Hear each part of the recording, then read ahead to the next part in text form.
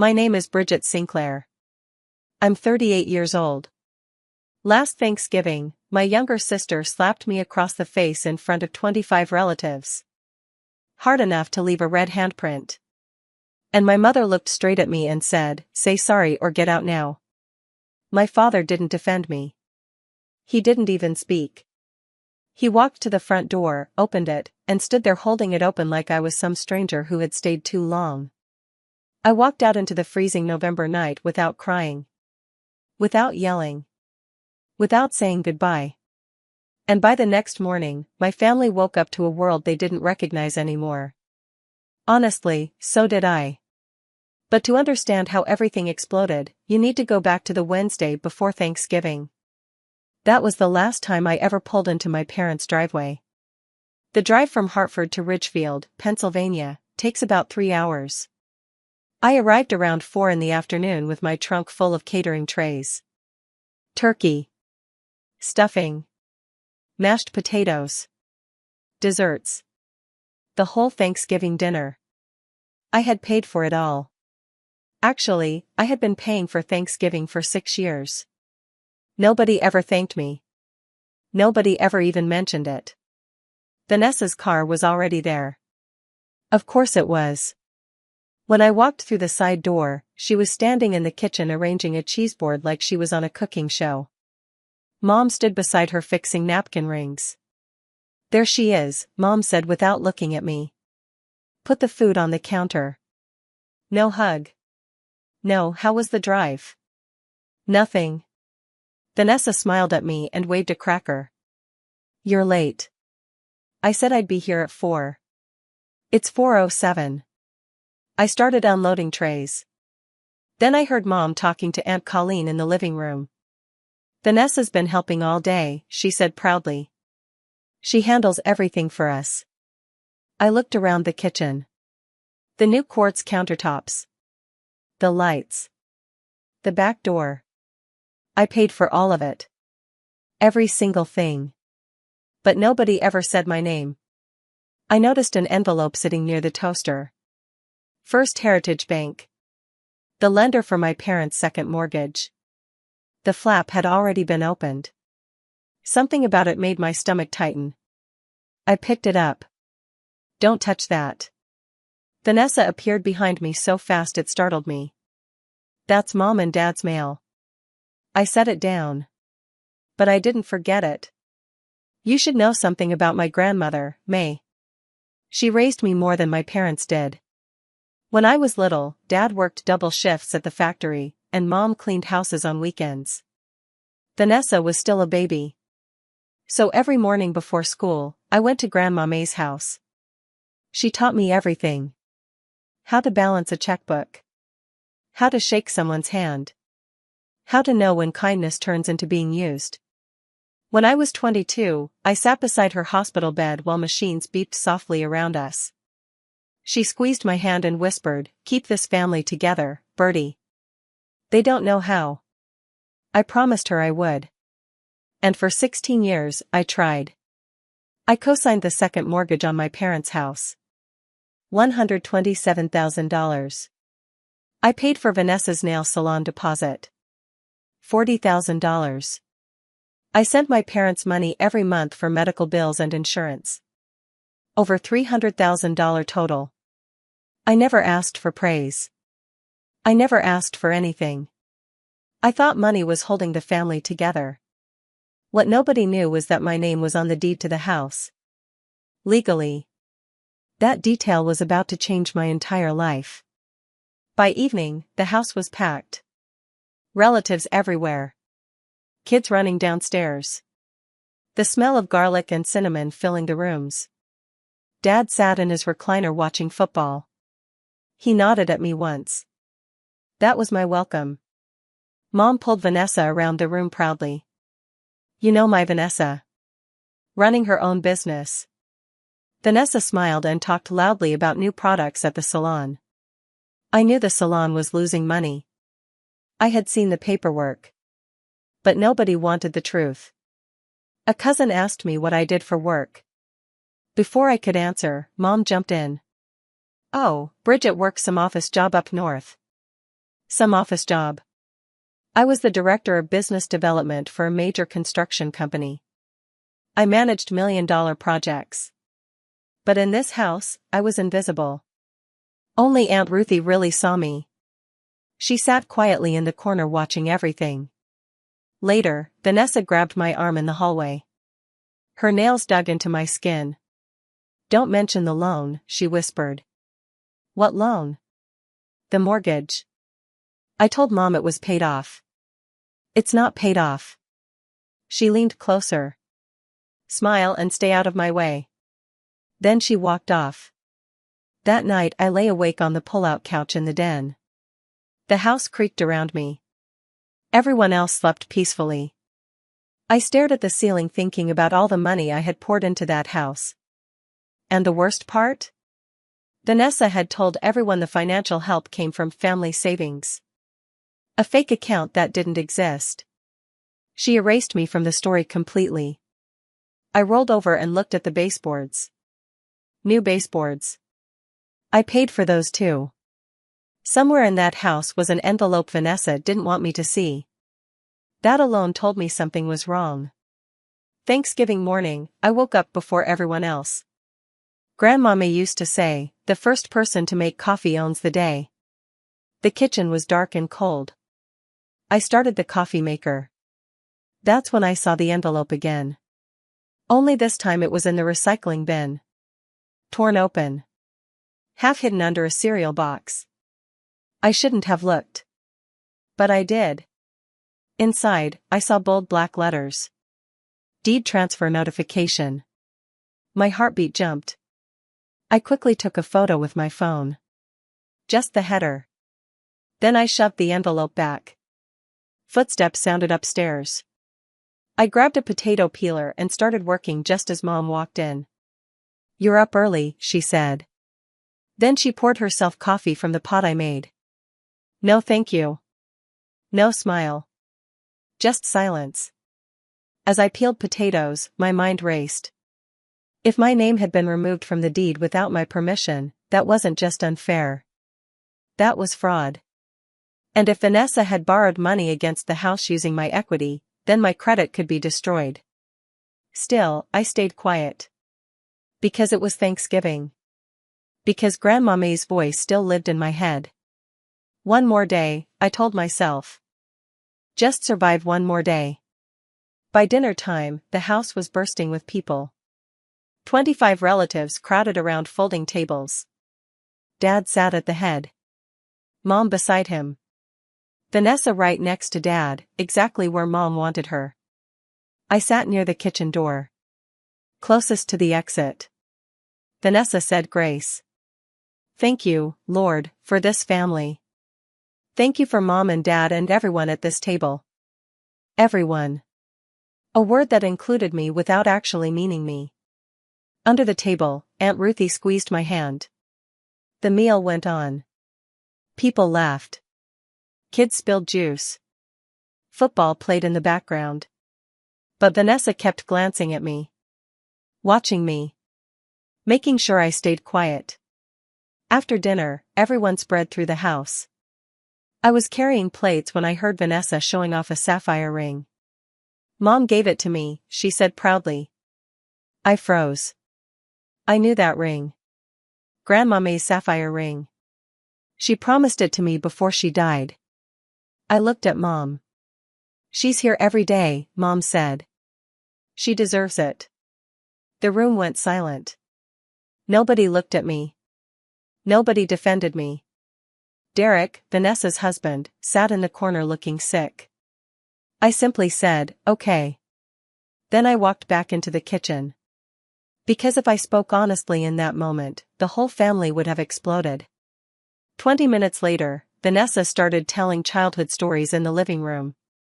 Stories designed to embarrass me. "Remember when Bridget cried at her science fair because nobody came?" She laughed. "That's not what happened," I said quietly. "See?" Vanessa smiled. Still sensitive. "Bridget, don't start," Mom snapped immediately.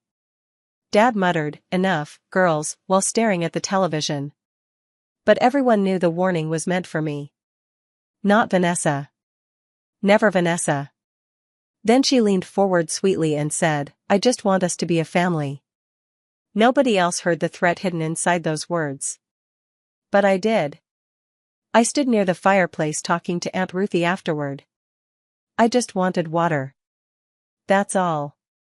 I stood up and squeezed past the couch. My shoulder brushed Vanessa's. Barely. A tiny accidental touch. But she went still instantly. The room quieted. She turned slowly toward me. And I knew something terrible was about to happen. Her hand lifted. I still didn't believe she would actually do it. Not in front of everyone. Not over something so small. But I underestimated how badly Vanessa needed to stay in control. Before the slap happened, something else mattered. About 30 minutes earlier, I had hidden in the bathroom checking my email. There was a message from Marcus Webb. A real estate attorney I trusted.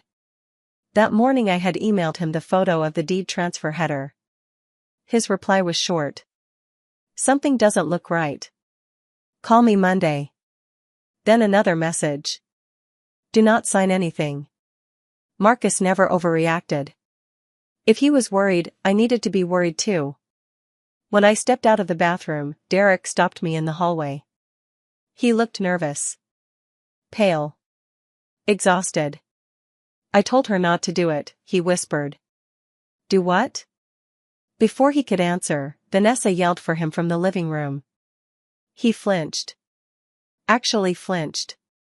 Then he looked back at me. Check your mail when you get home, he said softly. The real mail. Then he walked away.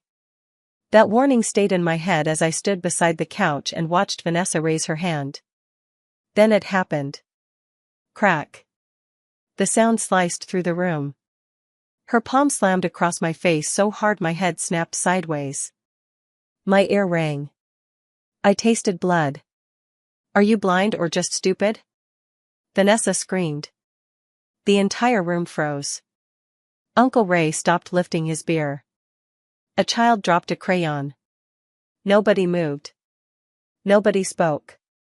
I straightened slowly. Heat burned across my cheek. Vanessa stood there breathing hard, her hand still raised. And every person in that room waited to see what would happen next. Mom moved first. For one stupid second, I thought she was coming to protect me. Instead she looked directly at me and said, "Say sorry or get out now." I stared at her. She hit me. You provoked her, Mom snapped. I looked at Dad. He stood silently. Then he walked to the front door and opened it. Cold wind rushed inside. He held the door open without looking at me. Like I was trash being taken outside. Vanessa sat down on the couch pretending to cry. She walked into me on purpose, she whispered dramatically. Mom pointed toward the door. This is my house. Apologize. I looked around the room. 25 faces. Some uncomfortable. Some embarrassed. None willing to help me. That was the moment I understood something important. The door was already open. Not by me. By them. I grabbed my coat calmly. My keys. Aunt Ruthie started to stand, but Dad stopped her with one look. I passed him at the doorway. I could smell his old aftershave. He still wouldn't look at me. I stepped into the freezing air. Then the door slammed shut behind me. The deadbolt clicked.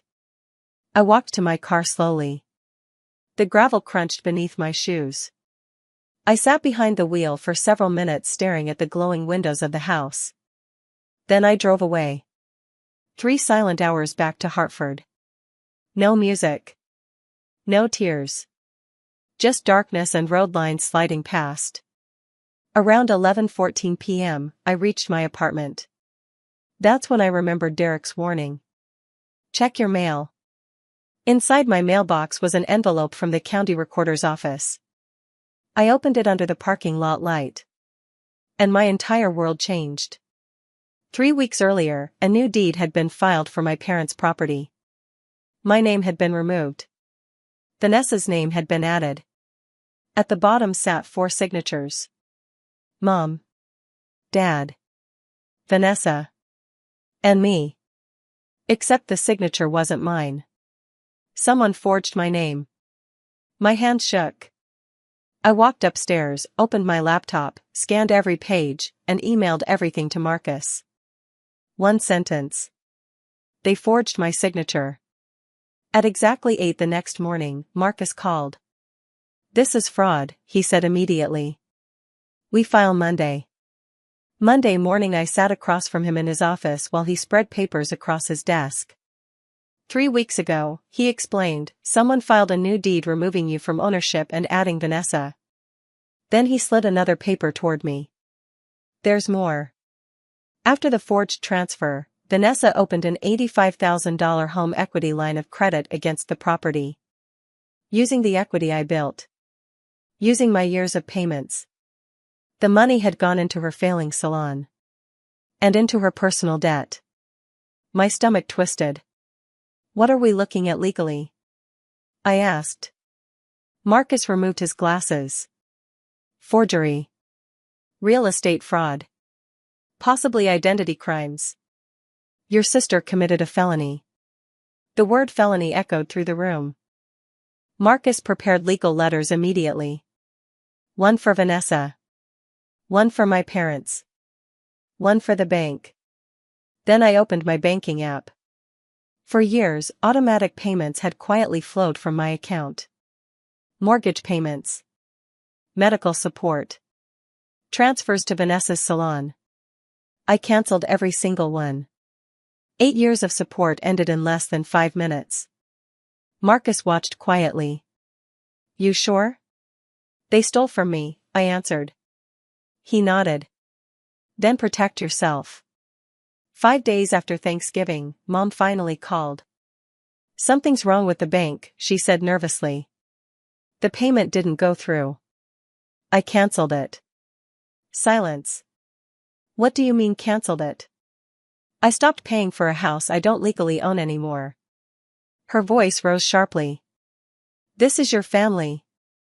A family that forged my signature. Dad eventually took the phone. Don't do this to your mother, he said softly. I almost laughed. I didn't do anything to her, Dad. Then I hung up. The phone exploded afterward. Calls. Texts. Voicemails. I ignored all of them. For the first time in years, I sat peacefully in my apartment without feeling responsible for that house. The next day, Vanessa called crying. Real crying this time. You can't do this to me, she begged. You forged my signature. Mom and Dad told me you wouldn't care. There it was. The blame shift. The same thing she had done her entire life. Nothing was ever her fault. Then they can explain that in court, I replied. Please, she sobbed. I'll fix everything. You already spent $85,000. You're destroying this family. I closed my eyes. No. I just stopped rebuilding it. Then I hung up. And I sent Marcus one word. Proceed. A week later, the county froze the property. Nobody could refinance it. Nobody could sell it. The bank froze Vanessa's credit line too. And suddenly her entire fake life started collapsing. The salon had been failing for over a year. The stolen money was the only thing keeping it alive. Without access to the credit line, she couldn't pay rent. Or payroll. Or suppliers. The landlord posted an eviction notice. Derek texted me late one night. She used the money for everything, he admitted.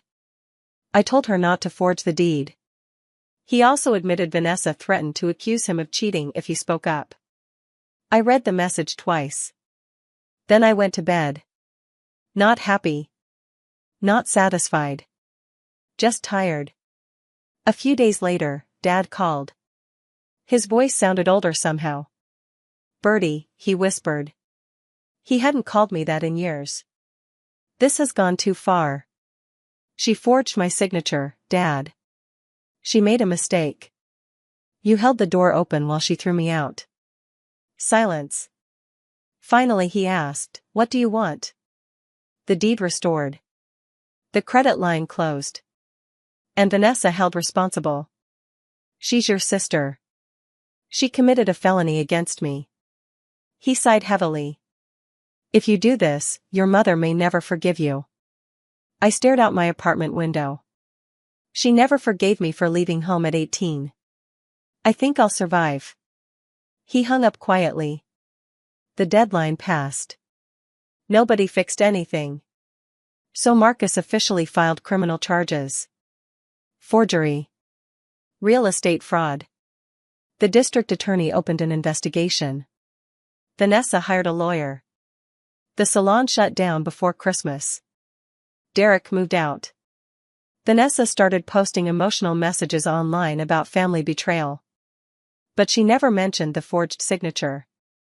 Never mentioned the stolen money. Then Aunt Ruthie commented under one of Vanessa's posts. Tell the full story. Vanessa deleted the comment immediately. Too late. People already knew. Small towns remember everything. Neighbors remembered me paying contractors. They remembered the roof. The kitchen. The repairs. The whispers spread through church and grocery stores and coffee shops. Vanessa's victim story started falling apart. Mom stopped attending church. Vanessa stopped posting online. Dad started sitting on the porch every morning staring at the road. Months passed. Then one night Mom called again. This time her voice sounded broken. I didn't know about the signature, she whispered. But you knew I was paying for everything. Silence. Then she started crying. Real crying. I just wanted to keep Vanessa close, she admitted. I felt something painful crack inside me. I stayed too, Mom. You just never saw me because I lived farther away. She cried harder. I didn't comfort her. But I didn't hurt her either. I can't fix this anymore, I said softly. Then I hung up. In March, Aunt Ruthie visited me. She brought casserole and news. Your father sits on the porch every morning, she said. Rain or shine. Then she handed me an envelope. Dad's handwriting covered the front. Bertie. Inside was a letter. He apologized. Not perfectly. Not beautifully. But honestly. He admitted he always knew I was the dependable one. He admitted he should have said it years ago. And inside the envelope, wrapped carefully in tissue paper, was Grandma May's sapphire ring. He took it back from Vanessa. I held the ring in my palm for a long time. The tiny scratch on the gold setting was still there. Grandma May once told me flaws are part of a story. I slipped the ring onto my finger. It fit perfectly. Eventually the deed was restored. And once it was legally corrected, I sold my share of the house back to my parents. For $1. Not because it wasn't worth more. Because I didn't want ownership anymore. I wanted freedom. Vanessa accepted a plea deal. Probation. Restitution payments. Years of debt ahead of her. The salon was gone forever. Derek divorced her. Mom and Dad sold land behind the house to survive financially. The life they built using my money suddenly became much smaller. And me? I stayed in my little apartment with the drafty windows and the stove that clicked twice before lighting. But for the first time in years, everything inside that apartment actually belonged to me. One evening, Aunt Ruthie and I cooked Grandma May's beef stew together. The kitchen smelled like onions and bay leaves. For a little while, it felt like being safe again. Your father started therapy, Ruthie told me quietly. Good, I answered. He misses you. I stirred the stew slowly. Missing me and respecting me are different things. Ruthie nodded. Yes. They are. That night after she left, I sat alone by the window holding Grandma May's ring under the lamp. The sapphire caught the light beautifully. And suddenly I understood something. Grandma May asked me to keep the family together. I tried. For 16 years I bent myself smaller and smaller trying to hold everyone up. I wrote checks. Stayed quiet. Ignored insults. Took the seat closest to the door. But Grandma May never raised me to be a doormat. She raised me to be strong. And even strong people have limits. She said, keep them together. She never said, let them destroy you. That changed everything for me. I don't hate my family. I really don't. My father is a weak man who stayed silent too long. My mother confused closeness with love. Vanessa spent her whole life taking because nobody ever forced her to stop. They're flawed people. Human people. But loving someone doesn't mean allowing them to hurt you forever. That lesson took me almost 40 years to learn. Now when I drive through Pennsylvania for work and pass the Ridgefield exit, I don't panic anymore. I don't cry. I simply keep driving. Maybe someday I'll visit again. Maybe I won't. But I'm not standing outside that door begging to be let back in. Because sometimes the strongest thing you can do isn't fighting harder. Sometimes strength is quietly walking away. Closing the door. And finally building a life that belongs to you. I look at the sapphire ring on my finger.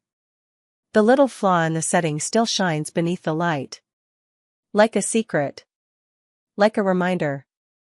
Like Grandma May herself. And for the first time in a very long time, I smile. A real smile. Because the silence around me finally feels peaceful instead of lonely. And because after spending years holding everyone else together, I finally chose myself. If this story moved you, don't forget to like the video and subscribe to the channel for more real-life stories like this. And tell me in the comments, what would you have done in my place?